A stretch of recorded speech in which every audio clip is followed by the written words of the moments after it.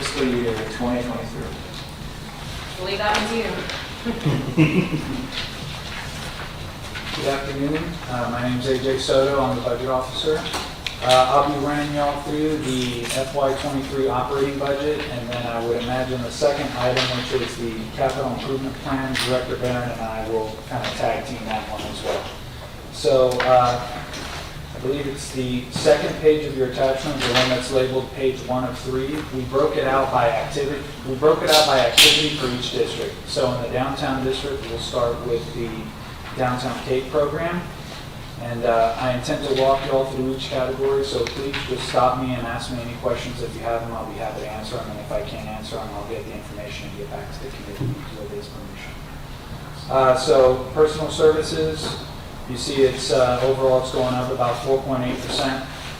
Citywide, we're going to be seeing that. City Council approved a 3% COLA a couple months ago across the board. There is a pay study that's in the process of being finalized that we anticipate will impact salaries across all levels. And then there's also an assumption that every employee will get a certain amount of merit increase during next fiscal year as well, which is very common. And so this number reflects that. It also reflects benefit elections that employees make. That's usually the largest unknown in the salary and benefits category, because while an employee might select, individual coverage this year, there's nothing that tells me what they're going to select next year. They might elect family coverage. I'm a good example of that. So, any questions on this category? If I'm going too fast or if I'm... Okay. So the next category breaks down the operating budget for the Downtown Cape into a few categories. You've got travel and training, which is remaining relatively flat. Repair and maintenance of equipment and vehicles. As the police fleet continues to age, it costs more to maintain those vehicles. City Council, back at their meeting on March 7th, approved a plan that I worked in conjunction with the police department on to kind of establish a new standard for the police fleet. And the desire is to make it a useful life of 8 years for marked vehicles and 10 years for unmarked vehicles. And so the vehicle replacement schedule that you see on page 45 of the CIP that's attached to this packet provides a detailed listing of what police vehicles are going to be replaced. It'll give you the year, the make, model, stuff like that. And so as we refresh the fleet and get it more to the standard that was approved by the City Council, you should see this number start kind of tapering off a bit, although I can never promise you that it's always going to cost us less to maintain a vehicle, especially when a lot of the stuff that goes into maintaining it's pretty volatile, right? Oil, fuel, that kind of stuff. And then other operating costs, which includes, bank fees, communications, utilities, postage. That's remaining relatively flat. It's going up a modest $2,500. And so shifting to the capital outlay section, you see that $15,000 for equipment. I have a question about that section, actually. I meant to ask before this meeting. For the equipment, the vehicles, I was trying to find in my notes about us changing out cars for the trucks, and if there was actually a request to add more vehicles to the fleet versus... So my question is, are we just replacing on this schedule 2 trucks, or are we going to be adding more to our inventory and then replace these as needed? We would not be adding more to the inventory. It's typically a 1-for-1 replacement. So the 2 that you see that are slated for replacement, I think it's 2 Chevy Impalas. On 10/1, the department will make the order to replace those, and it's either going to be with an SUV or a Ford F-150. That's the department standard now. And unfortunately, the lead times on those are about 6 to 8 months. So yes, it's these 2 vehicles that are slated for replacement, and the department will drive those until the replacement comes in. And then I had one other question Sure. as well. I'm assuming that the department has decided that they don't need more presence downtown, so therefore they don't need more staff, because would that also require more equipment? It would. So the police department, as part of their budget submission, did not request additional resources in terms of personnel for their department in FY23. They are working closely with the city manager to come up with, I would call it a more structured approach for what that request would look like. And if at any point it's envisioned that they need additional resources in the downtown Cape, of course, it would be brought forward to this board to discuss. All right, so if we flip to page 2, this would be the non-police functions of the downtown district. And so, personal services is showing a modest decline of about 5.8%. That's attributable to a couple things, primarily the health insurance elections as they change from year to year. And we also have had turnover in the positions that get allocated to this function typically. We had a prior planning director, we had a former city engineer who passed away, and may he rest in peace. As the replacements get brought in, they might not be at the same exact salary level that their predecessors were in. So you're kind of witnessing that modest fluctuation that occurs there. Moving on to the operating side of the budget, you've got your professional and legal services. You've got $65,000 budgeted for outside professional services. So a good example would be, firms that we hire, folks like the Southern Group or another professional services group that could provide services to the board or the department as needed. And then $15,000 of that $80K is budgeted specifically for legal services for the CRA. You've got accounting and audit. That's where we charge the cost of the independent auditor to perform the annual independent audit for the CRA.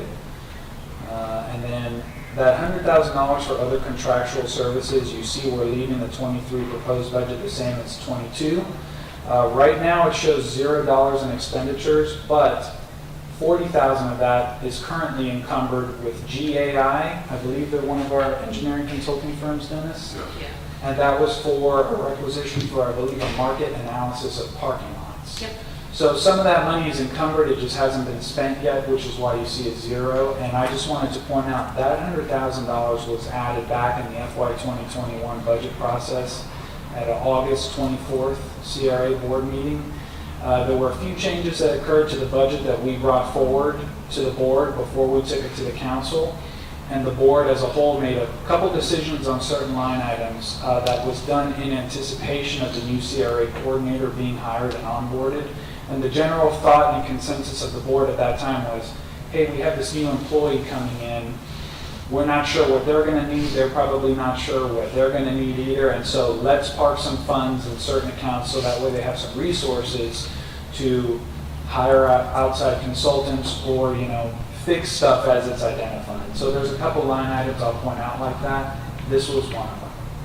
And so in case you were wondering why there's 0 and 21, this is a relatively new add to the CRA budget, and we're keeping the budget flat going forward. Landscape and tree trimming, I'll make this same comment that for the South End CRA, the way our chart of accounts are stratified, landscaping and tree trimming get budgeted in their own line item versus just a general repair and maintenance line item. We have been, I would say, in the last 2 to 3 fiscal years, a lot better about charging things where they actually go. And so the budget largely reflects that here. Travel and training is going up a modest amount. When the department submitted the budget to finance for its initial review, that accounts for travel for the CRA coordinator and I believe for the board members. Yeah. So that was a request to the department for the board. Repair and maintenance. This is the same point I had made earlier with regards to other contractual services. This was one of the line items that got tweaked in anticipation of a new CRA coordinator being hired. So it used to be a $1,500 budget, and the board added $100,000 to this budget back at their August 24th, 2021 board meeting. Paver cleaning, that's what it sounds like, $200K for it. I think if any of you have driven by downtown the last few weeks, you've seen our vendor out there with, pressure washing the pavers and whatnot, and they're out there. And then CRA renovations, that's a line item that's been around for a while. It's $100,000. And it also is what it sounds like it's for. That line item was placed there, I want to say a few years back, and it was to fund kind of these one-off improvements that got identified by the board as needed. And so I don't think there was any rhyme or reason for the amount. I think $100,000 was just a round figure that was arrived at, and so it's there. The budget's remaining flat for it as well. And then you've got your other operating expenses comprised of multiple things listed there, and that's going up about $90,500. So what is the reason for that? So there's a couple things. The increase is attributable to $5,000 in printing costs for art committee and Latham Plaza plans. You know, that's for the board and for the CRA coordinator to pay a vendor to, I guess, print. And then there's $28,500 in promotional activities, and that was labeled as, you know, funds for hosting more functions downtown by the CRA. And then $54,000 of that is for internal service charges borne by the fund. So when I say internal service charges, I'm talking about the internal service providers here at the city. Things like accounting, purchasing, payroll, information services, HR, the city manager's office. Those are all internal service providers here at the city. And they bill their costs to operate to every single functional department within the city. We are seeing internal service charges go up across the board citywide, not just for the CRA. A lot of that is largely attributable to the, we'll call it, establishment and expansion of the Information Services Department, IT. It used to be a division within finance. It has been formally spun out as its own department. And, you know, we recently hired a CIO, I'd say about a year ago maybe, and that person came in. You know, he's working really hard to establish the department. He's taken a couple resolutions back to City Council to add positions into his department. So that department's gone from about 8 to 12 positions overall. And so as his department grows, so do the charges incurred by other departments here at the city. I guess I was a little surprised when we really saw the breakdown of the numbers that we pay as much as $450,000 in salaries or charges for services in a year, and that doesn't include benefits. What number are you referring to, sir? Well, if you go back and you take a look at all the charges, the salary-related charges to the CRA, The internal service charges? internal service charges, there's about $450,000 worth of charges that come back. That includes all staff and others that charge off to the CRA. It was just an interesting point, something, because I had always understood it to be much less than that, but when you start adding up the numbers, it's considerable. Yeah, so when you look at, you know, the finance department and the functions that we provide to like a CRA, right? There's payroll functions associated with the CRA coordinator, with the various positions that get allocated a certain percentage of their cost to the board, the city engineer, the public works director, the planning director. There are a series of intense procurement efforts that go on to support the CRA, especially, I would say, within the last 2 years, you know, as your capital improvement activity has picked up, and we'll get more into that as you look at the CIP for next year.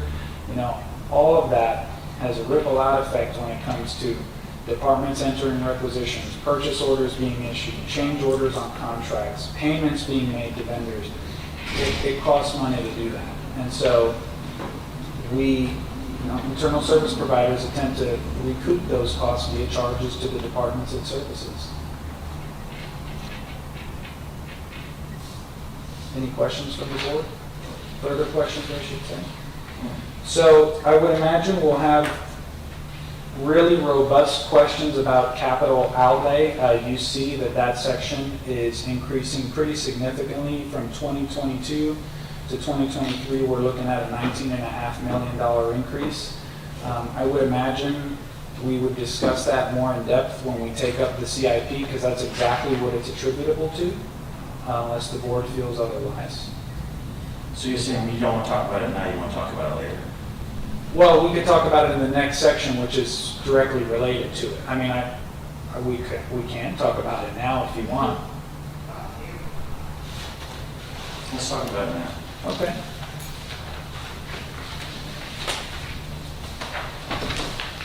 So I believe you would flip one page and it would begin at page 38. That is the capital improvement plan for 2023 to 2027, starting with the downtown CRA and ending with the south end CRA. There were significant increases in the capital improvement plan budget for both districts, and I'm happy to answer what questions I can, as is the Public Works Director. I guess my first question is why? I mean, I understand down in the south end because we were trying to keep some of that budget money here, not send it back across in coastal. But what happened downtown that sparked that kind of increase? Because you're talking roughly 50% of our downtown budget or 30% of our overall budget.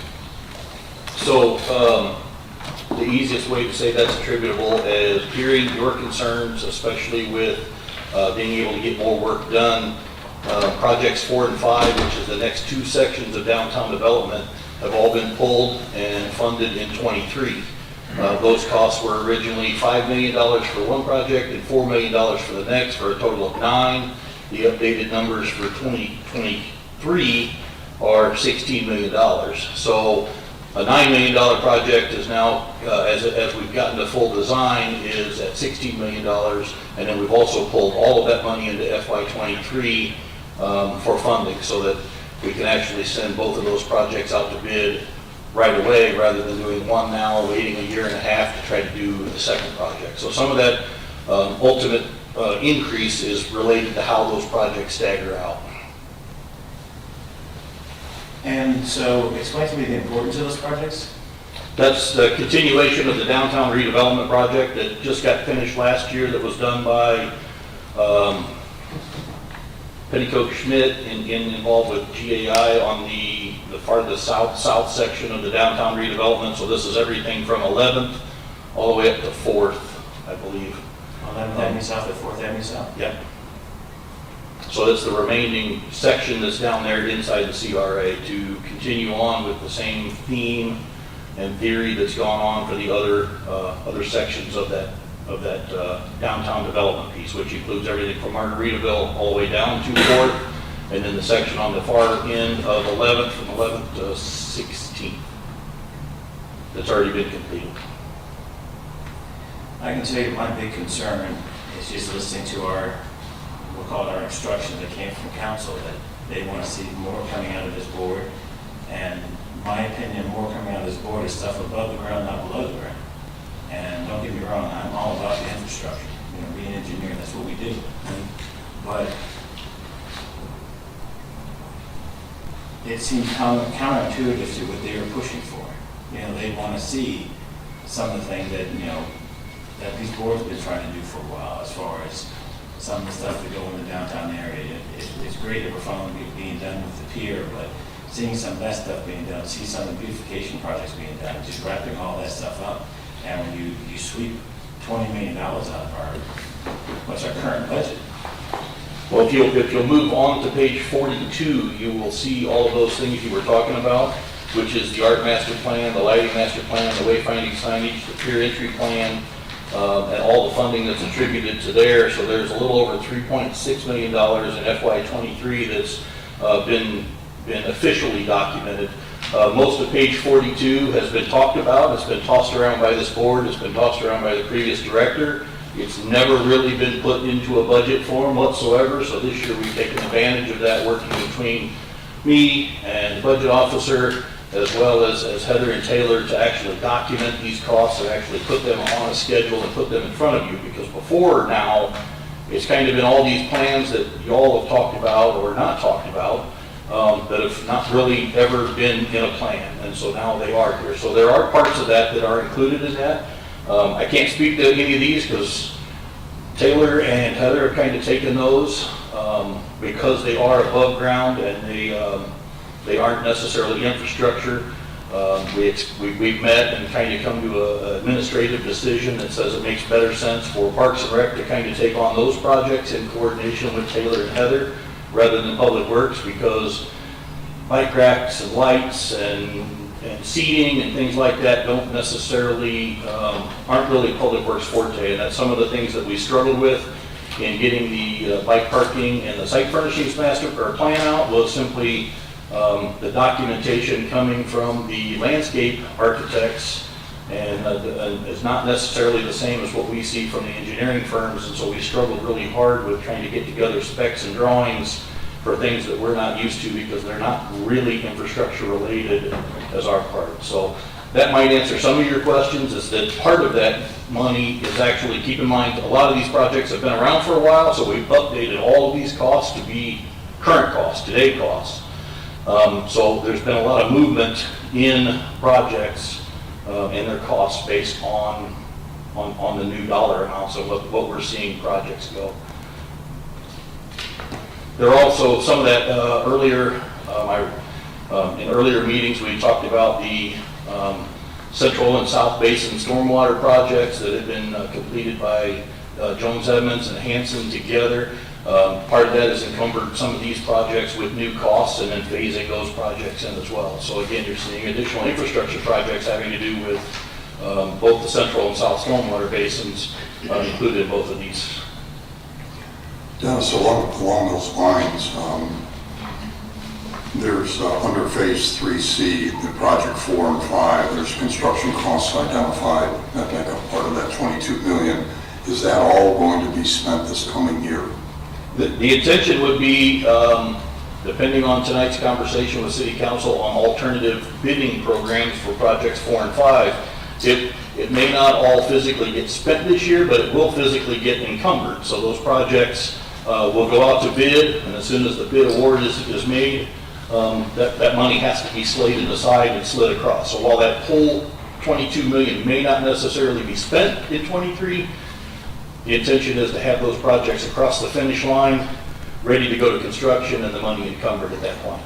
Just to kind of, I thought maybe you might be able to address the chairman's concerns in that the amount of money being spent this year, whether or not that could be allocated to a subsequent year, since the actual construction won't be done until 24 or 25. Well, and I don't know if I can answer that any better, but from my understanding of our purchasing process and our budgeting process is the minute we make an award, let's just say this project comes in exactly at what's budgeted at $16 million, we have to set that money aside. We can't say we're only going to spend part of it now, we're going to spend part of it next year. It all has to kind of be funneled aside and separated and counted as expensed, even though the expenses may take a couple of years to actually filter through. Even though they're two different projects. Yeah, because, well, 4 and 5, you guys have kind of said that you wanted us to talk about doing them as a larger project to be able to accelerate some of these projects. So economies of scale, if you could put together a $16 million project instead of two $8 million projects, you might be able to get a contractor that's a little better or a little more accustomed to a larger project that can actually be willing to tackle something as large as the around 25 block area that you're talking about. And I appreciate what you're saying, because I'm one who's always been pushing to try to get some of this stuff done more quickly. And I was just trying to see if there was some flexibility and adjustments in the numbers to address the chairman's concern about how much was being spent in 1 year. But I appreciate the comments. I understand.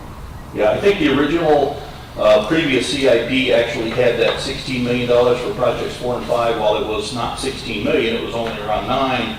Part of it was in 23, and then part of it was either in 24 or 25. I think it was in 24 to stage that as in keep it as separate projects. But like I said, when it comes to the engineering all being done by one firm, the thought was, do we really want to have one contractor and wait till they get done to actually begin another one and end up with a gap like we have now where we have no construction going on in the downtown? It finished up last year, and it's taken us this long to actually get to ready to go out to bid again for construction. So to get rid of the construction delays between separating the projects, the idea is if we push it together and make one larger project, then we can still help control and work with them as far as being able to get the project done, but we can actually encumber it as a larger project area. I guess, if I may, it just, for my information, just to help me get my arms around this a little bit more, weren't dollars encumbered for those projects a number of years ago?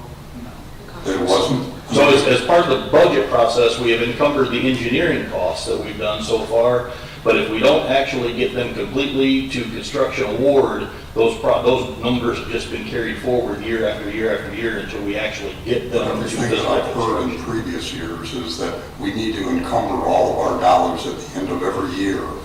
And if they're not encumbered, we end up having to give them back, so to speak. I believe what you're referring to, sir, is the year-end appropriation exercise, which the CFO brings before the board and then subsequently to the council later. And what that is it's looking at the funding in the funds in both TIF districts at the end of the year and tagging them to projects, because that's what's required by state law. And if we don't tag, the dollars that we don't end up tagging to projects are what ultimately has to end up being remitted back to the principal taxing authorities, which is the county and the city. So while related, it's two different things to, on an Excel sheet say, hey, here's how much money we have in the fund and these are the projects we're tagging it to. And it's a completely different thing to say, hey, here's how much money we have physically encumbered with these vendors for specific projects.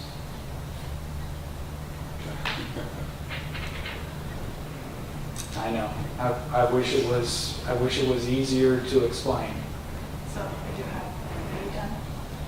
So I also have, I'm teetering a little bit, and I just wanted to say it out loud so I can hear it. So I do agree that we have, these projects have been around long enough, we need to get them done. 100% agree, fast forward, get money spent. My worry though is like Art's, the chairman's concern is that if you look at the numbers and you projected it out, we're basically running out of money in 2025, and we're going to have to be on hold for a year or two at that point to get enough funds again to where we can do bigger projects. We can do a couple little things here and there, but if you look at how it flows in 2025, we're spending all the money we have in our bucket. And then we have 2 million left the year after, if I'm reading this correctly. So if I'm not reading that correctly, please tell me, because that's my big worry, because that year, if that was true, then it means that the board needs to understand that we could do some preliminary work, but we'd have to wait a few years to be able to fund the project. So the funding source chart, that's the second chart at the bottom there, is not a cash flow of what we think is going to be available in the fund. That is just a summary of what is budgeted in that year. So that doesn't mean that there's $2 million left at the end of 25 and starting 26. The downtown CRA receives in excess of about $7.5 million to $8 million in ad valorem revenues annually. I just got the revenue estimates from the property appraiser last Thursday before I was off on Friday. And the downtown CRA is going to generate in excess of $8 million for fiscal year 23. So that excess money, which obviously isn't showing on this, is what my biggest worry was. Sure. We still would have an estimated $8,000 at this point, hypothetically, Right. to all things start being some equal. kind or assigned to some kind of project going forward at that point. That's my biggest worry. So I was looking at how this looked. I mean, well, we're going to spend all our money, then we're going to have to wait for a little bit. So I just wanted to make sure that that's not the case. So it might be of great comfort for the board to hear that your finance department, which you partially help pay for via internal service charges, we do cash flow analysis extensively across all funds here at the city. And so part of that involves working with the public works director to say, hey, you need how much for these public works projects? And then looking at what we anticipate coming in revenue, and then looking at what the obligations of the fund are, maybe what certain state statutes are with regards to reserves that are required to be held in funds. And so by no means does this mean that the fund is only going to have $2 million at the start of 26. That's my It's biggest not. It's concern. simply, the smaller chart is a summary of the larger chart above it. Yeah, so what happened to the good old days back when we used to just bond all this stuff and just not worry about it? So, Mr. Chairman, I will say, I believe the administration and the council have kind of made it a point of pride at the fact that we're a debt-free municipality. While there have been some discussions around the margins, questions about, well, why aren't we going out and bonding or issuing debt? It has been a matter of practice here at the city, at least for the last 15 to 20 years, I probably don't need to tell you, to try and do things in a pay-go fashion. I can tell you when we're staring down the barrel of uncertain economic climate up ahead, it's certainly nice to know that we do not have any substantial debt obligations outstanding or coming down the pike. It's certainly better to be the person in the room with cash and not IOUs to lenders. You can always bond when the interest rate is cheap. You can always bond when the interest rate is cheap. However, our capital expenditures at the time never really warranted it because we weren't spending the money at a fast enough clip.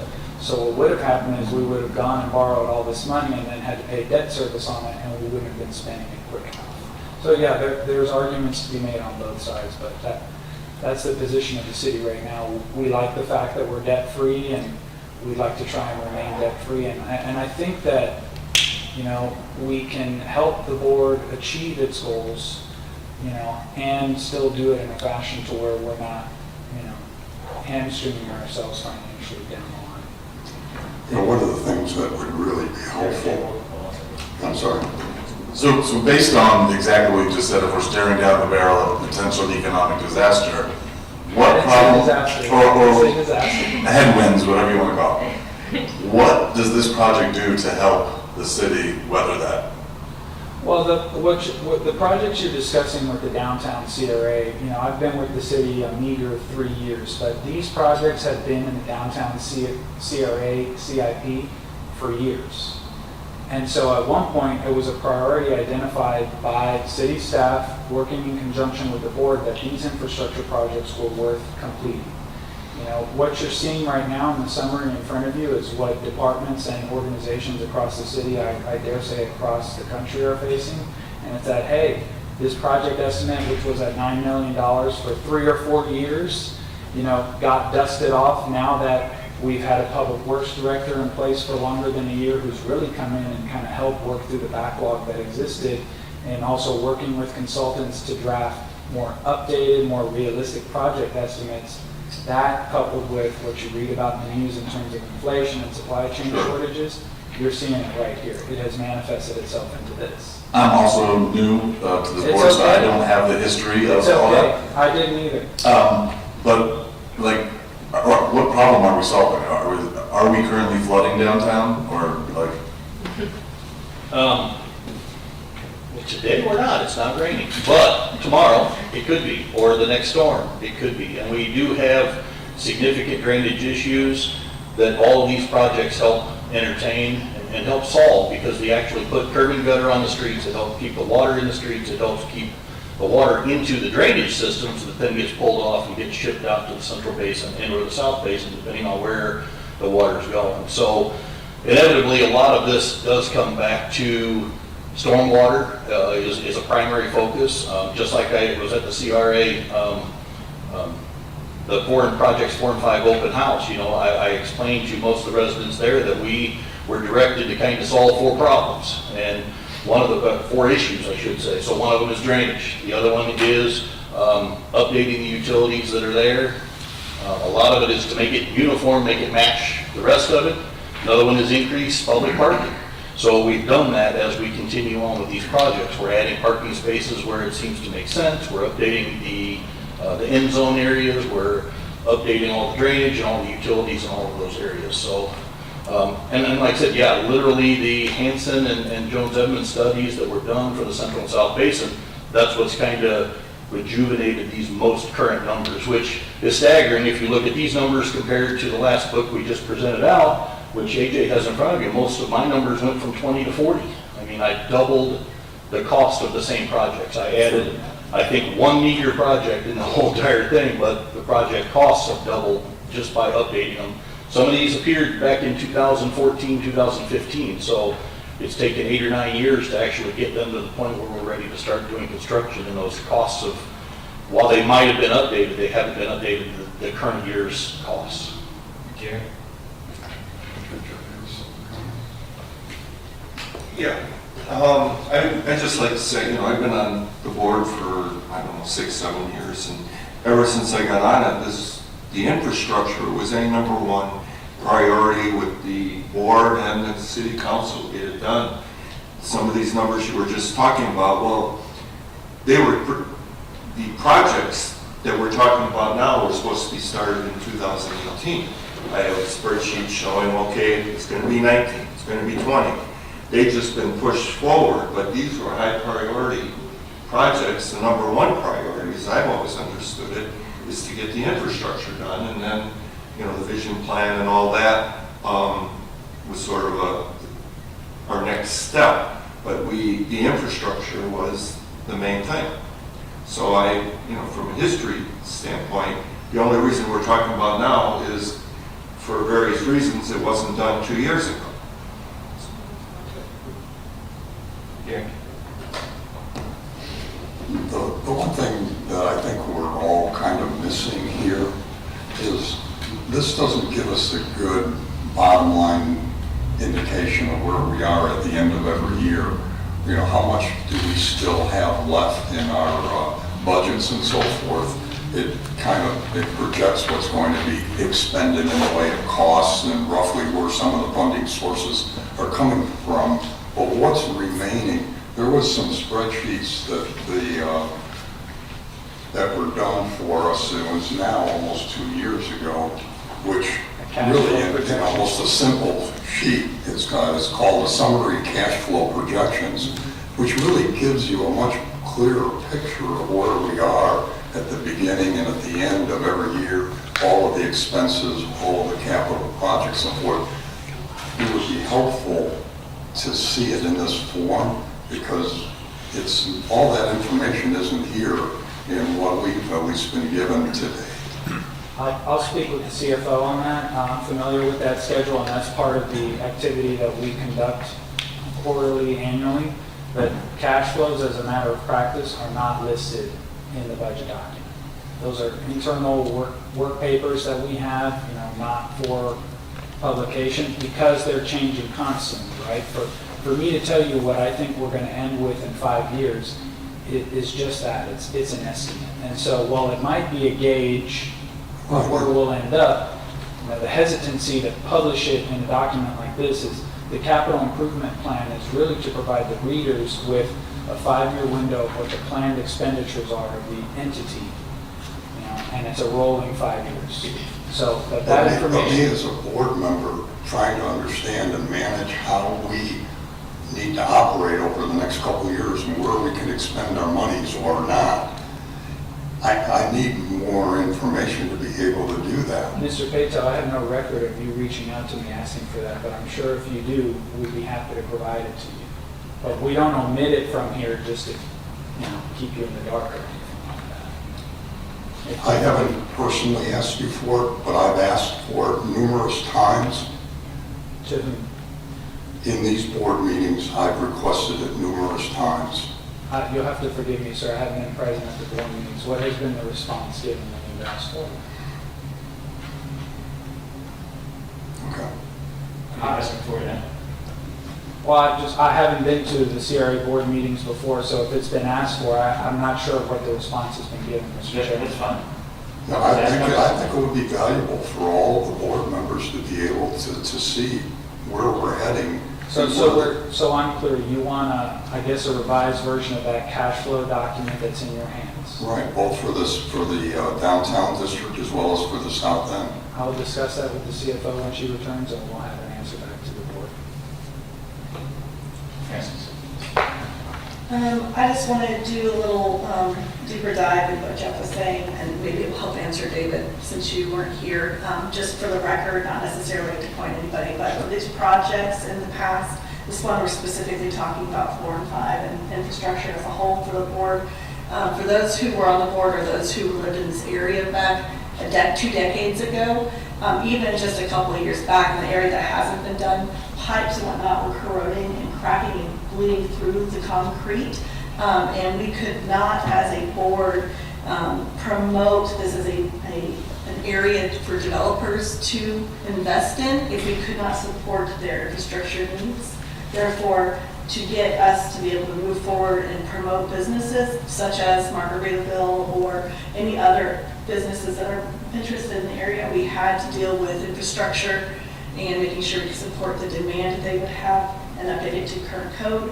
And then to one step off, when it came to the parking, that was where the big parking debate ended up as, is some people believe parking and parking lots were part of the infrastructure and others did not, which is why that was always a back and forth battle. So that just answers the question as to why they're so important, because we cannot offer or support any businesses to come to this area if we cannot provide their demand. We should have started with that.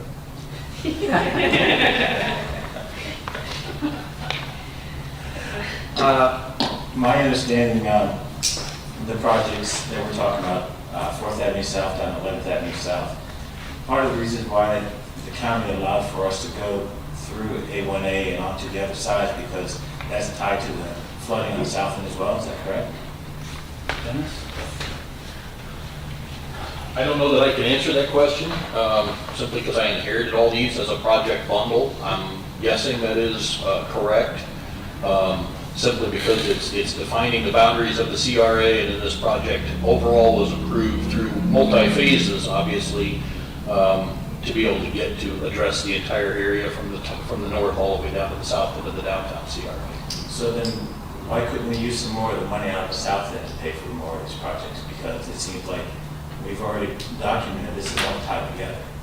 Well, so the downtown CRA area is directly tied to the central basin for stormwater outfall, and the south end is directly tied to the south end basin for outfall. Now, those two are connected together, but trying to come up with a number to say how does this district feed that district would be one heck of an exercise to figure out. And there are projects in the south end that are actually encumbering a significant amount of dollars for that south end, as far as the south end basin stuff, which is, in what pages are these? Well, we've already gone around and around that we know we're only spending half the money in the south end. I mean, so it sounds like we're at a deficit with funds in the south end. Don't know if I can speak to that because I guess I'm not versed in that question whatsoever. So can add it as a takeaway and see if I can come up with an answer for that. I just know for what's been given to me was downtown was this area, South Basin was this area, and it's always, our South District has always been the other area. And the funds don't go between the two because they're two separate CRA districts, so. Well, what it sounded like to me, that we have enough money to do the things we're looking to do in the downtown area. So I guess it's not a time to panic. I guess if we get to the point where we need more funds up here, it looks like we're bumping up against a ceiling somewhere, that may be a different story. I'm just kind of, right now, just trying to figure out if we need to stick our fingers out somewhere else, where could we stick them? Francis? I will add recollection about your question, specifically about that, because I was here on the board during that time frame, and it did take a long time for them to discuss with the city to go underneath A1A to do that. And from what I remember, the reason why we couldn't utilize funds from the south end for that, even though they were connected, is because it was the flow of product, flow of water. And since it was downtown water going through, that's why they were utilizing the downtown district funds. That's from my memory bank now. And that would make sense. I mean, generally speaking, the two systems are tied together, but they're tied together so that the downtown drainage area can actually feed into the south end drainage area, and not necessarily the other way around. I think is what they were calling it. But the reality is, it all flows to the coast. But I'm just letting you know that's what I remember the conversation being. All right, any other questions? Gary? Just one more. In the capital improvements plan, there was some indication that I had gotten that there was a desire to try to include some security cameras and so forth, possibly for the downtown as well as for the south end district. Is that contemplated in the capital improvements budget? It is not at this time. The police department has been working pretty diligently to kind of formulate what I would call a comprehensive plan for the overall citywide camera system. And so when that is ready for prime time, I would imagine that there'll be a request brought to the CRA board and then ultimately to the council as well for appropriation, because it's going to be very expensive and it's going to impact a lot of different funds in the city. So no, it's not contemplated in this document before you right now. Because I've heard it's somewhere around $750,000, so that's a pretty good chunk of money. Yeah, it will be expensive, sir. Okay. Yeah. Just wanted to touch on that a little bit because I've been a party to those conversations. And when we get to the regular meeting, when we're talking about the South End Plan Amendment, you'll see that we did include that in the Plan Amendment specifically for the South End.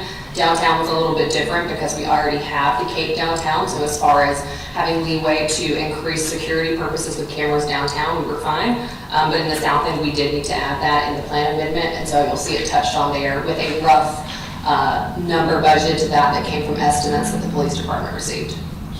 But none of that is included in the capital improvement plan before you. I got a question for you since we got you captured here. Quite all right. I have this on my calendar until 3, sir, but we'll be happy to stay longer if needed. Well, time is slipping along. We just got through going through trying to get all the bike racks purchased and put out there. And it seemed like we had to get it all packaged up and put it out to bid. Why do we have to do that if we can go and piggyback on another bid with one of the other municipalities? So, I mean, because literally, we wasted 6 months doing that when we could have just went straight out and piggyback on somebody else's bid.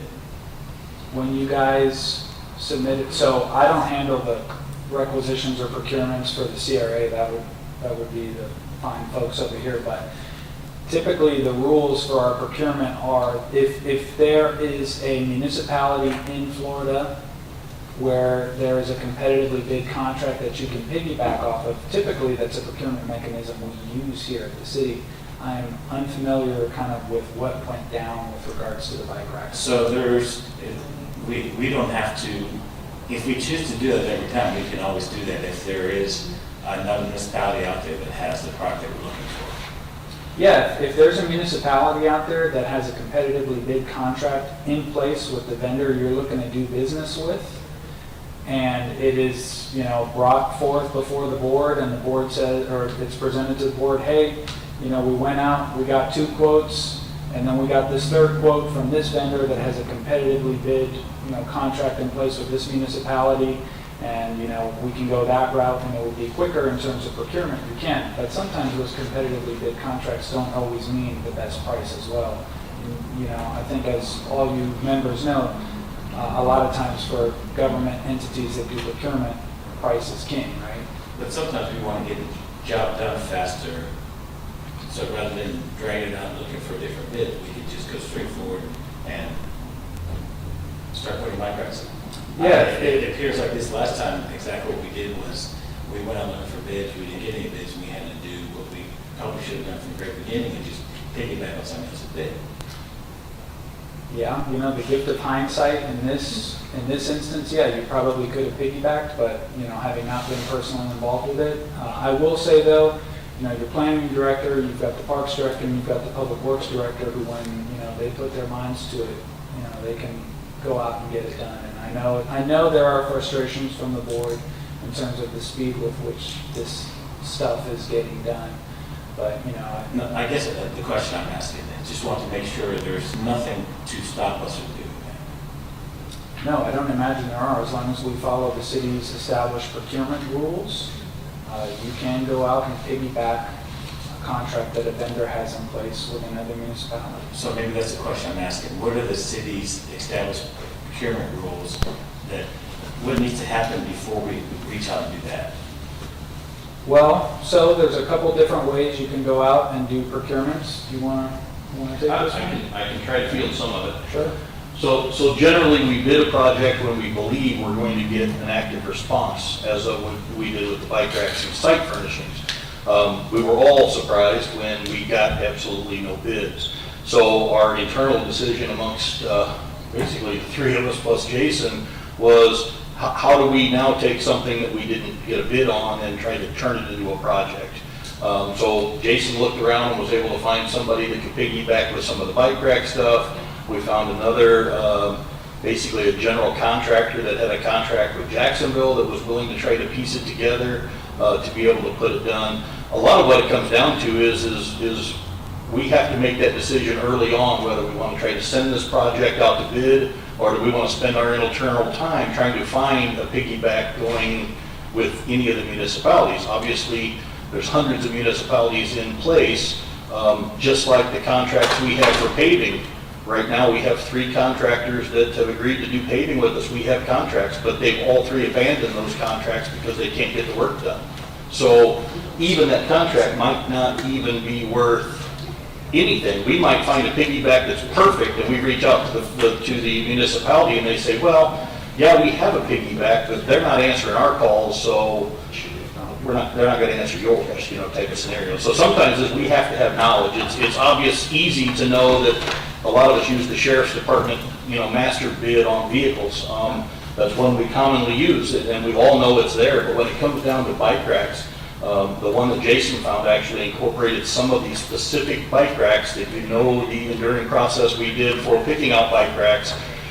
Did we really want to come back and say, okay, well, we can't use any of these vendors because there's nobody else to piggyback with, and we have to come back and try to offer a whole new slate of bike racks. So he was able to find a vendor that was able to actually have some of those providers listed, so that kind of gave us an avenue. So, like I said, our intention too, we also looked at it to decide, do we want to hold that bike racks and site furnishings project? Do we want to wait until the pier entry is ready to go to construction, and now we add the bike racks and the site furnishings onto the pier entry project? Now you start to package into a $2.5 or $3 million project, and you'll tend to drive more vendors. While they don't have any interest in doing a bike rack or a site furnishings plan, they may very well when you add it to another additional project. So that happens too frequently within it. That's how some of these projects get larger and larger and larger. Is we can't predict who bids. Is kind of like the question that was asked, are you going to keep this contractor from bidding? I can't keep anybody from bidding. I could just make a case of whether or not we award it to them. Like I said, my only question was if there's nothing through procurement stopping us from doing it. It sounds like the answer to that question is no.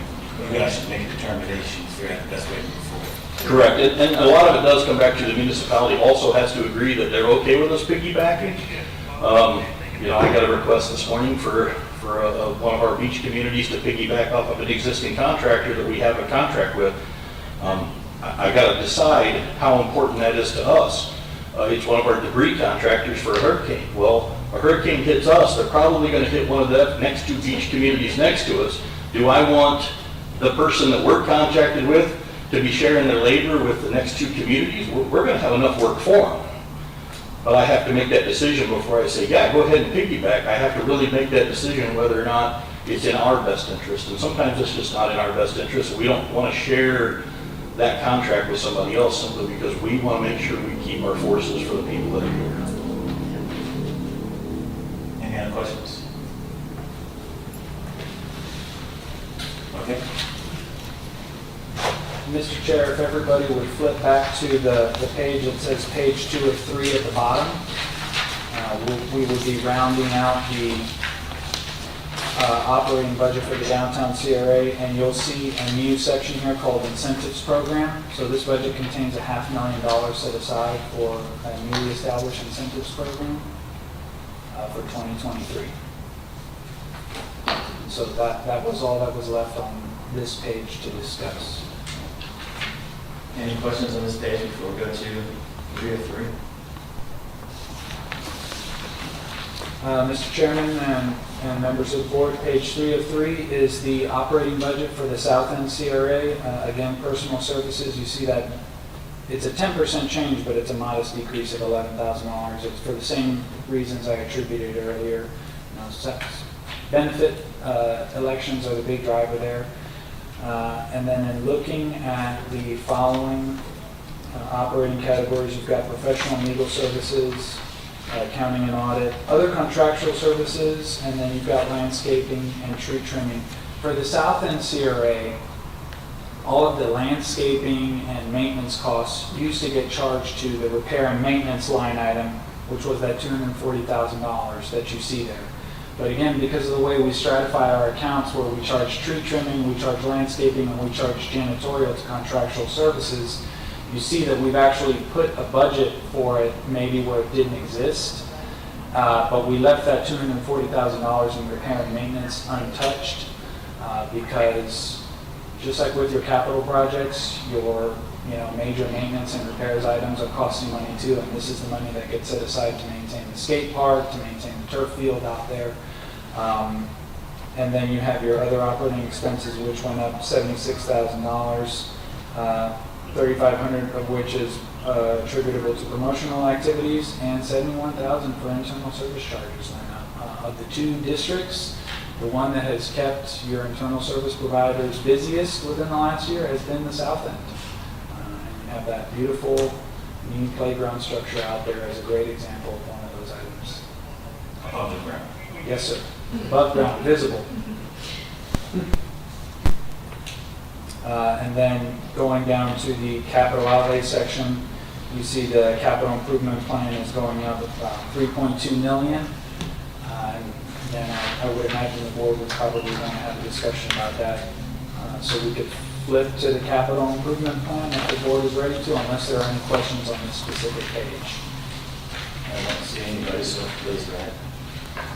So I believe we would be flipping to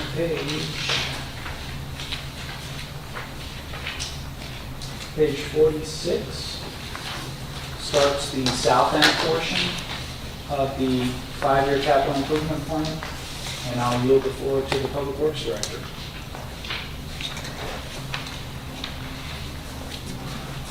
So again, there are a lot of changes on this section. A lot of them was updating pricing, moving some projects around to be able to accommodate when they're actually going to be ready for construction, ready to go.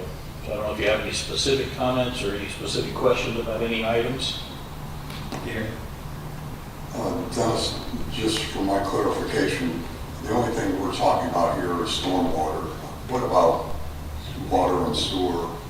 Any roadway improvements and things like that? I guess there are some roadway improvements in the capital budget, but really don't see anything related to to sewer and water. So are we saying that there's nothing that needs to be done down in that district ultimately?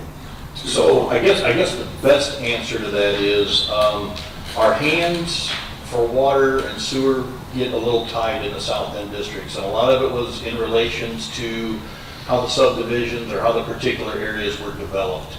A lot of those took advantage of the establishment of the CRA to help drive to be able to be built there. However, public funds were not ever used to do that. It was done through development, whether it's through particular subdivisions and or particular commercial areas. So when it comes to using CRA funds to improve the water and sewer, the rules that we kind of follow by is if the CRA didn't pay for it originally, the CRA can't pay for it to be replaced. So a lot of the things that happened down there in the South End, because they were a derivative of the development and not necessarily of the expansion of the public works, we don't have the ability to be able to do it. So the roadway stuff that is in here are stuff that was originally paid for and constructed using CRA dollars. And the budget officer, AJ, can tell you as well, we've had a lot of conversations, even some arguments about this on some of the scenarios where, which came first, the chicken or the egg, would Target have been built if it weren't for the CRA? Probably not. And if they were built for the CRA, how come the lift station behind Target cannot be paid for by the CRA? And the answer came back to, it was a derivative of the development process that actually paid for that lift station, not the CRA. So there's been a lot of conversations about this to the point where I've argued it until I can't argue anymore, but that's the rules we have to play by. So unfortunately, a lot of the water sewer infrastructure that's down there is not as aged as it is in the other parts of the city, so we're not seeing failures. We are seeing the needs for stormwater improvements. Stormwater is king in Florida. I mean, welcome to being flat. So, Well, if some of the CRA money was given to some of those developers to develop that stuff, like Target, wouldn't that be considered that it paid for by the CRA? It gets very confusing when you start talking about this much money was given and this much money was spent. then how do you determine what was spent for that money and how, and what was done? So I don't know what any of the numbers are, but the incentives that were offered to bring in some of these developments by far didn't pay for the infrastructure that was needed to be able to do it. So that's been a long-standing conversation between us and finance as to, trust me, if I could tap into it and be able to utilize it, if it was needed, I would be able to improve the infrastructure. So I guess first and foremost, because it is newish, and I say newish because it's not 40 or 50 or 60 years old, there's not the same issues that are developing in the south end as there are in other parts of the city where the replacements are actually more. But I just have a concern in that, you know, we're using the argument that it's new, but the stormwater systems down there fall into the same category, but yet we're able to do work on the storm system. But we can't do it on the water and the sewer. It doesn't make sense to me. Well, in a lot of the stormwater, so how it's dealt with as far as public works, if you get it to public right of way, it then becomes the city's responsibility to dispose of. So in other words, you've got a water issue, you get the water moved to the curb, then it becomes my problem to be able to actually do something with. However, that's not quite the same theory as it is handled through the water and sewer processes. So it's just a difference of how it is, and to be able to make the improvements that need to be done. A lot of the improvements that need to be done are, cleaning and restoring them back to permitted conditions, and then repairing and replacing pump stations. But when we do the downtown, we use that argument that in the downtown, phase 3C, we're doing projects 4 and 5, we're renovating everything. And once we start getting in there, we do all of it. Why can't we do the same thing down in the south end? I don't know that I have a good answer for that other than, do you want to take that answer or question? Jim Gilmore of Southern Group. You saw me at when someone said, was Target there because of the CRA? The answer is yes. But I want to give a little bit of historical context there because I was here then and did that. The CRA was established in that area because of the inability to ascend the land. All of that property had been platted, you've heard me say this before, back in the 20s, and when the crash came, nothing happened. And then as time went on, the owners of those small lots were scattered to the wind. And at that point in time, state statute allowed the condemnation through eminent domain of land for redevelopment purposes. So where you live, Gary, where Riptide is, where Target is, those shopping centers were all land that the CRA condemned through eminent domain and then sold at the same price to the developers. And part of those agreements require those developers to put in their own infrastructure system. And then we, in that plan, as you see and have, we've got the other roadway networks that we did. South Beach Parkway, Jacksonville Drive, the parks. That was part of the public investment that helped develop the area to support the private subdivisions that went in there, but the private developers were required for commercial and residential to put in their own infrastructure. Well, one like Pelican was Paradise Cove. That developer was actually given, I want to say, $1 million because there was infrastructure problems he had to deal with. That had happened after my time, sir. Go ahead, next question. Yeah, just a hypothetical on that lift station. If it failed, and I don't know what it serves, is it just serving the shopping center or what, but if it failed and we couldn't use CRA money for it, and the developer, say, was bankrupt or couldn't fix it, does the city fix it then? That's where the funding came from for that rehabilitation, and the rejuvenation of that lift station came out of city funding. So it came through the normal process. It was actually a CIP process that marched its way all the way up. I inherited it. It was just getting ready to go out to bid when I came in. It's where I got my teeth cut on how Florida deals with CRAs. I didn't have CRAs where I came from, so CRA was new to me, but I started asking those hard questions saying, but it's in the CRA. Why can't the CRA pay for it? And that's where I learned some of these divisions and some of the things. And there's a lot of things too, overall, you have to remember that have changed since the 80s. Previous to the 80s, cast iron pipe was king. The ductile iron pipe was the new thing at that point in time. Now we've even progressed beyond that to using PVC. So a lot of the things that were built in the south end were built to the newer standards.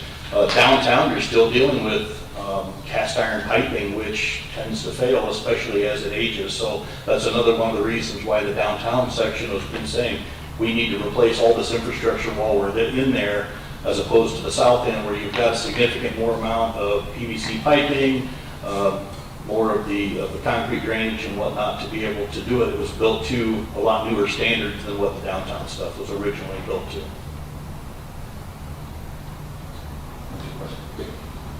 Thank you. Just to follow up on, something else here in reference to the south end, we've got $23 million identified as additional projects that need to be funded over the next 5 years for the south end. $23 million, and what are we receiving in revenue on a yearly basis? So yes, the second chart on page 47 is, again, the summary of what the fund expenditures are for the 5-year window, which is 23 million. On an annual basis, the South End CRA has been receiving in excess of about $4.5 million. And again, the same revenue estimates I got last week, they came in just above $5 million. However, I believe the board is aware of the fact that we have been remitting money back to the principal taxing authorities, that being Duval County and the city of Jacksonville, annually for about 3 years now. And so in 2023, we anticipate that continue. So we're saying that even with the remitting those dollars back to the taxing agencies, that we're going to be able to cover all of the expenses that we have in the south end over that period of time with the remaining dollars. Yes, sir. I'm not sure I have a comfort level of that just now, but, go by what you say. I have no reason to mislead. I mean, $23 million is quite a bit, and that doesn't anticipate other projects potentially may come down the road.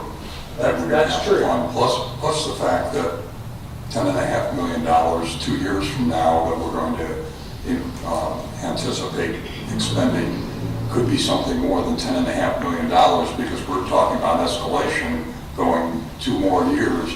So the problem keeps compounding itself a little bit, and as to whether or not there's going to be enough funding available within the South District if we keep giving back $2.5 million to the taxing agencies. Yeah, I mean, we have to follow, though, the year-end appropriation process, and at the end of the year, if there are not established projects that we can tag every available dollar in the fund to, we have to remit it back to them. But there are plenty of projects And the fund can afford everything you see here, even with giving back 50% of the revenues that's being received in the South End.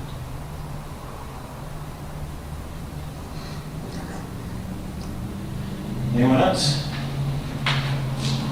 All right. So is that the end of 303? Yes, sir, and I believe we've addressed both items, both the operating and the capital budget. All right, we've already gone over about 10 minutes. Is there any last questions before we adjourn the workshop and start the CRA board meeting? No? Okay, thank you very much. Thank you. Thank you, AJ.